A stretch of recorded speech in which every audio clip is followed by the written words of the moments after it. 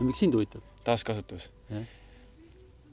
Huvitab sellepärast, et nii palju asju jääb alati üle, et ja mis nendest saab ja kas nendest saab veel elujõulise, ma ei tea, kas siis mööbli või maja ehitamisel kasutada või mis variandid üldse on, et sa oled väga palju sellega kokku puutunud. Ja no sa oled põhimõtteliselt õigel teel, et palju materjali jääb üle ja palju asju on juba olemas, et kui meil on midagi vaja, siis lihtsalt otsime. Tänapäeval on võib-olla lihtne, et läheb sinna marketplace'i või kuskile ja guugeldad ja otsid natuke ja leiadki mõne kasutatud asja ja saad uuesti kasutusse võtta. Aga mida mina olen siin taaskasutanud on näiteks meie selja taga olev siin kuur.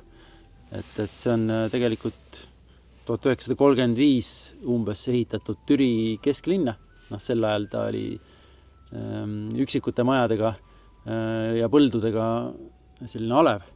Aga nüüd ta on ikkagi tiheasustusega linn, nii et kui me seda lammutasime, seda kuuri, ma arvan, et 2010 või 2009, et siis ta jäigi lihtsalt uutele hoonetele juba ette ja pidi minema lammutusele ja siis plaan oli ta muidugi saata katlamajja.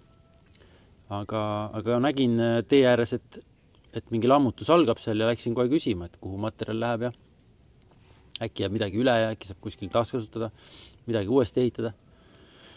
Ja saingi omanikuga kaubale, et võib ära lammutada, aga niimoodi, et plats peab puhas jääma, oli kaup ja siis saigi korraldatud talguid, kutsutud inimesi kampa, mingi 2 nädalat oli veel vist aega antud, et see kuur sealt ära koristada. Ja tulidki inimesed, kellel oli eterniiti vaja, kellel oli seal mingit lauajuppi vaja, kes tundis huvi, et mis seal pööningul on peidus. Nii et erinevate huvidega inimesi kogunes meile sinna appi ja saime siis materjalid lahti võetud. Nummerdasin kohe teadlikult juba konstruktsiooni ära, et ma teadsin, et ma tahaks seda uuesti püsti panna, seda karkassi, sest et karkass oli korras kõik. Sarikad korras, kõik, kogu konstruktsioon oli korralik. Lihtsalt maha jäi siis betoonvundament sinna. Ja siin ma juba teadsin, siis olin üles mõõdistanud selle kuuri, mõõdud olid paberi peal, kõik küljed, mis asjad kuhu käivad. Kogu see konstruktsiooniskeem oli olemas mul. Et selle järgi siis sai siia postvundament tehtud sellele majale. Postide jaoks ka otsisin kasutusest kõrvale jäänud plastiktorusid, millest siis oli tehtud vee- ja kanalisatsioonitrasse.